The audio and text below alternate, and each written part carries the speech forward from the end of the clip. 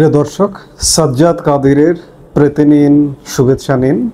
এই মুহূর্তে আপনাদের সামনে কথা বলতে এসেছি।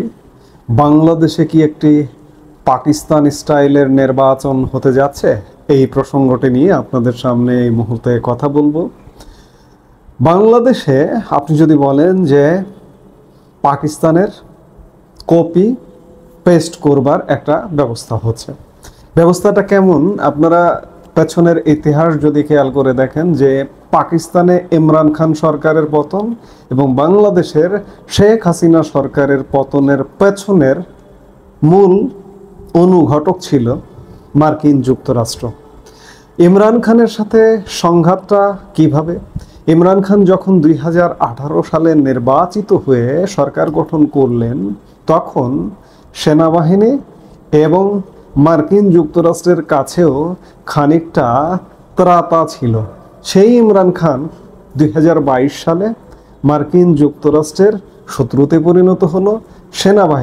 সেনাবাহিনীও মার্কিন যুক্তরাষ্ট্রের প্রভাব বিস্তার করে সেনাবাহিনীর কাছেও ইমরান খান শত্রুতে পরিণত হলো।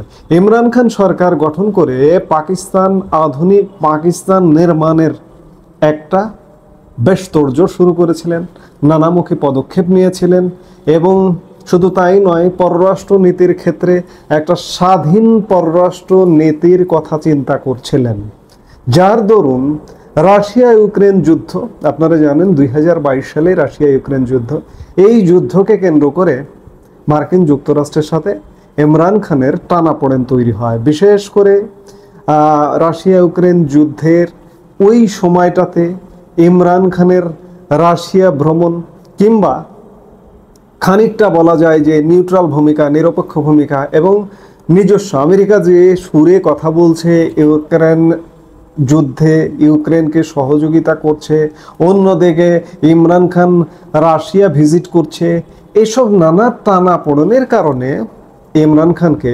ষড়যন্ত্রমূলকভাবে মার্কিন যুক্তরাষ্ট্র সংসদে অনাস্থা ভোটে পরাজিত করে। ইমরান খান যখন এই জিনিসটা বুঝতে পেরেছিলেন, তখন প্রথমত তিনি সংসদ ভেঙে দিয়ে একটি নতুন নির্বাচন দেবার ব্যবস্থা নিতে গিয়েছিলেন। কিন্তু পাকিস্তানের বিরোধী দলীয় জোটের যে রাজনৈতিক দলগুলো ছিল, পিএমএল, শাহবাজ শরীফের যে দল, কিংবা পাকিস্তান পিপলস পার্টি, বিলওয়াল ভুট্টোর যে দল, এই দলগুলো আদালতে রেড করে এবং রেটের আলোকে সংসদ ভেঙে দিতে আদালত নিষেধ করে এবং নিষেধ করার প্রেক্ষিতে সংসদে ভোটাভুটি করতে বলে এবং সেই ভোটাভুটিতে আর আস্থা ভোটে ইমরান খানকে পরাজয় বরণ করতে হয় এবং সংসদের সব পক্ষের সমর্থনে পাকিস্তানের প্রধানমন্ত্রী হিসেবে আসেন ইমরান খানের পতনের পর সাথে সাথে শাহবাজ শরীফ। 2 বছরের পাকিস্তানে একটা রাজনৈতিক টালমাটাল অবস্থা, রাজনৈতিক অচল অবস্থা পরে 2024 সালের ফেব্রুয়ারি মাসে পাকিস্তানের একটি জাতীয় পরিষদ নির্বাচন অনুষ্ঠিত হয় এবং এই নির্বাচনে ইমরান খানের দলকে নিষিদ্ধ করা হয়। ইমরান খানের দলের পিটিআইয়ের প্রতীক বরাদ্দ নিষেধ করা হয়। কিন্তু ইমরান খানের দল পিটিআইয়ের নেতারা স্বতন্ত্র ইলেকশন করে শতাধিক আসনে বিজয়ী হয়, তবে সংখ্যাগরিষ্ঠতা লাভ করতে পারেনি, যার দরুন তারা সরকার গঠন করতে পারেনি। কিন্তু পাকিস্তান পিপলস পার্টি কিংবা পাকিস্তান মুসলিম লীগ নওয়াজ শাহবাজ শরীফের, তারা জোটগতভাবে একটি সরকার গঠন করে। বর্তমানে পাকিস্তানে 2024 ফেব্রুয়ারিতে নির্বাচন হবার পরে বর্তমানে যে সরকারটি আছে, প্রধানমন্ত্রী শাহবাজ শরীফ এবং পাকিস্তান পিপলস পার্টির নেতা আসিফ আলী জারদারি পাকিস্তানের রাষ্ট্রপতি হিসেবে আছেন, অর্থাৎ ক্ষমতা ভাগাভাগি করে নিয়েছেন তারা। এখন আসি যে বাংলাদেশে আওয়ামী লীগ সরকার, শেখ হাসিনা সরকারের পতন ঘটানোর পেছনে মার্কিন যুক্তরাষ্ট্র প্রধান ভূমিকা, নেপথ্যে থেকে প্রধান ভূমিকায় অবতীর্ণ ছিলেন। এখন পতনের পরে, শেখ হাসিনার পতনের পরে একটা অচল অবস্থাপূর্ণ অবস্থা গত 1 বছর যাচ্ছে এবং এই অচলাবস্থার মধ্যেই আপনারা জানেন যে ইতিমধ্যে অন্তর্বর্তী যে একটা সরকার আছে বাংলাদেশে, সেই সরকারের প্রধান গত মঙ্গলবার নির্বাচনের একটি সময়সীমা ঘোষণা করেছে। আগামী ফেব্রুয়ারির প্রথমার্ধে নির্বাচন হবে এবং রোজার আগে নির্বাচন হবে, এবং মঙ্গলবারে সরকার প্রধান এটি ঘোষণা করবার পরে বুধবারে সরকার প্রধানের দপ্তর থেকে নির্বাচন কমিশনকে একটি নির্বাচন করবার বা ফেব্রুয়ারি মাসের প্রথমার্ধে নির্বাচন করবার জন্য একটি চিঠিও দিয়েছে। এই চিঠি দেওয়া, নির্বাচন করবার ঘোষণা দেওয়া, এই সব কিছু মিলিয়ে যদি বলেন যে বাংলাদেশেও একটি পাকিস্তান স্টাইলের নির্বাচন হতে যাচ্ছে, তাহলে ভুল হবে না। মার্কিন যুক্তরাষ্ট্র পাকিস্তানেও 2 বছরের একটা রাজনৈতিক অচলাবস্থাপূর্ণ সরকারের মধ্য দিয়ে, যদিও সেখানে সংসদ বাতিল না করে সংসদের মধ্য থেকেই সরকার প্রধান নির্বাচিত হয়েছিল, আর বাংলাদেশে হয়েছে পুরো সংসদ বাদ করে দিয়ে একটি অন্তর্বর্তীকালীন সরকার।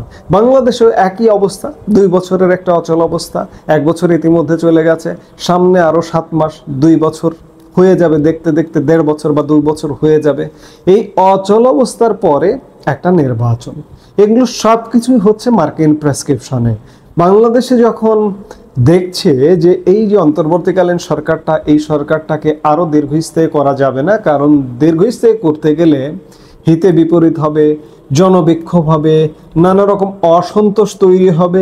এই অসন্তোষ, জনবিক্ষোভ, নানা রকম অনাকাঙ্ক্ষিত ঘটনা এড়াবার জন্য মার্কিন যুক্তরাষ্ট্র চিন্তা করছে যে পাকিস্তানে যেরকম সরকার গঠন করা হয়েছে, একটা জোট সরকার, এবং যারা মার্কিন যুক্তরাষ্ট্রের পারপাস সার্ভ করবে তাদের মতো দল বা তাদের মতো লোকদের দিয়ে একটা নির্বাচন করে একটা সরকার গঠন করা, এবং তারই অংশ হিসেবে এই নির্বাচনটা হতে যাচ্ছে। আপনারা ইতিমধ্যে খবর পেয়েছেন যে বিএনপির ভারপ্রাপ্ত চেয়ারম্যানের সাথে লন্ডনে মার্কিন charge d'affaires Tracey and Jacobson সহ জাতিসংঘের বাংলাদেশের প্রতিনিধি এবং বিভিন্ন দেশের রাষ্ট্রদূতরা লন্ডনে গিয়ে পর্যন্ত বৈঠক করেছে, ইতিমধ্যে সংবাদ মাধ্যমে বেরিয়েছে। তাহলে কি বিএনপির ভারপ্রাপ্ত চেয়ারম্যানের সাথে মার্কিন যুক্তরাষ্ট্র নেগোসিয়েশন করে ফেলেছে, কিংবা অন্যান্য দলের সাথে নেগোসিয়েশন করে ফেলেছে, কিংবা বিএনপি কি এককভাবে ক্ষমতায় যাবে, এককভাবে ক্ষমতায় যেতে দেওয়া হবে, নাকি জোট সরকার হবে? আমার কাছে যেটি মনে হয় যে পাকিস্তানে যেমন জোট সরকার হয়েছে, এককভাবে ক্ষমতায় গেলে যাতে কোনো একক সিদ্ধান্ত নিতে না পারে, এই জন্য বাংলাদেশে ক্ষমতা ভাগাভাগির একটা অবস্থা তৈরি করবার একটা প্রেক্ষাপট তৈরি হচ্ছে। এবং এই যে বললাম আমি খানিক আগে যে বাংলাদেশে মানুষ যাতে ফুঁসে না ওঠে, এই যে অচল অবস্থা চলছে, এটিকে আর দীর্ঘস্থায়ী রাখা যাবে না। এই দীর্ঘস্থায়ী যখন রাখা যাবে না, তখন একটি নির্বাচন দিতে হবে, এবং নির্বাচন দিয়ে সাজানো গোছানো নিজেদের যারা কথা শুনবে তাদের কিছু লোকজনকে দিয়ে একটা জোট সরকার টাইপের গঠন করবার পরিকল্পনা হচ্ছে। এবং একইভাবে পাকিস্তানের কপি পেস্ট বাংলাদেশেও করা হচ্ছে। পাকিস্তানে 2024-এর ফেব্রুয়ারিতে যে নির্বাচনটি হয়েছিল, সেটি সর্বশেষ ক্ষমতাসীন দল পিটিআই, ইমরান খানের পিটিআই, সেই পিটিআইকে নিষিদ্ধ করা হয়েছিল। পিটিআইয়ের প্রতীক ছিল না, নির্বাচনে অংশগ্রহণ করতে পারেনি। ঠিক এমনিভাবে সর্বশেষ বাংলাদেশে যারা ক্ষমতাচ্যুত হয়েছে আওয়ামী লীগ, সেই আওয়ামী লীগের ইতিমধ্যেই সরকারি প্রজ্ঞাপন জারি করে কার্যক্রম নিষিদ্ধ করা হয়েছে। নির্বাচন কমিশন এই রাজনৈতিক দলটির নিবন্ধন স্থগিত করেছে। পাকিস্তানে হয়তো অংশগ্রহণ করতে পেরেছিল স্বতন্ত্রভাবে, বাংলাদেশে আওয়ামী লীগ দল হিসেবে আগামী নির্বাচনে অংশগ্রহণ করবার সুযোগ নেই, যেহেতু নির্বাচন কমিশন ইতিমধ্যে এই দলটির নিবন্ধন স্থগিত করেছে। সেক্ষেত্রে আওয়ামী লীগ নেতারা স্বতন্ত্র প্রার্থী হিসেবে নির্বাচনে অংশগ্রহণ করবে কিনা, পাকিস্তানের পিটিআইয়ের একদম কপি পেস্ট হবে কিনা, সেগুলো দেখতে হলে আরও কয়েক মাস বুঝতে হবে। এটি একদম পরিষ্কার যে পাকিস্তানে যেভাবে ইমরান খান মেরুদণ্ড নিয়ে যেভাবে দেশ চালাতে চেয়েছিল, মার্কিন সাম্রাজ্যবাদকে তোয়াক্কা না করে ইমরান খানকে পতন ঘটানো হয়েছে। একটা পুতুল সরকার ছিল 2 বছর, এবং পুতুল সরকারের পরে একটা সাজানো গোছানো নির্বাচন দিয়ে আবারও একটি পুতুল সরকার বসানো হয়েছে। ঠিক তেমনি বাংলাদেশে বিগত আওয়ামী লীগ সরকারের প্রধানমন্ত্রী শেখ হাসিনা মার্কিন সাম্রাজ্যবাদকে তোয়াক্কা না করে মেরুদণ্ড সোজা করে দেশ শাসন করতে চেয়েছিলেন, তাকে পতন ঘটিয়েছে। পতন ঘটিয়ে এখন একটি অন্তর্বর্তীকালীন পুতুল সরকার আছে। এই পুতুল সরকারেরও 1-1.5 বছর হয়ে যাচ্ছে। হয়ে যাবার শেষে একটি নির্বাচন, এবং নির্বাচন দিয়ে আবারও একটি পুতুল সরকার। সেই পুতুল সরকারের দিকেই বাংলাদেশ যাচ্ছে। এখন পর্যন্ত সার্বিক অবস্থা বিচার বিশ্লেষণ করে এটি অন্ততপক্ষে স্পষ্ট যে পাকিস্তানের একটা কপি পেস্ট করা হচ্ছে, বা পাকিস্তানের যদি বলেন যে একটা ফটোকপি।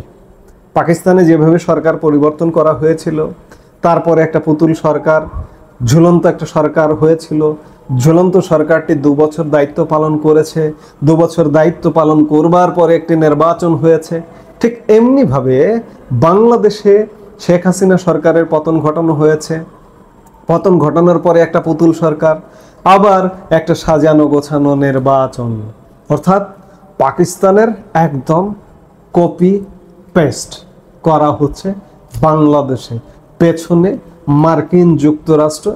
সার্বিক অবস্থা দৃষ্টে মনে হচ্ছে এটি যে হয়তো নির্বাচনটা হয়ে যাবে পাকিস্তানের দিকে তাকালে, সেটি মনে হয়। এখন দেখার বিষয় যে আগামী এখনো পর্যন্ত 7 মাস বাকি আছে, কি ঘটতে যাচ্ছে সেটি দেখবার জন্য আমরা অপেক্ষা করব।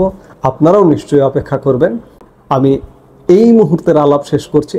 সবাই ভালো থাকুন, সুস্থ থাকুন। আমাদের ভিডিওগুলো নিয়মিত পেতে সাবস্ক্রাইব করুন Sajjad Kadir and the legends YouTube channel, এবং লাইক, কমেন্ট, শেয়ার করে সাথে থাকুন।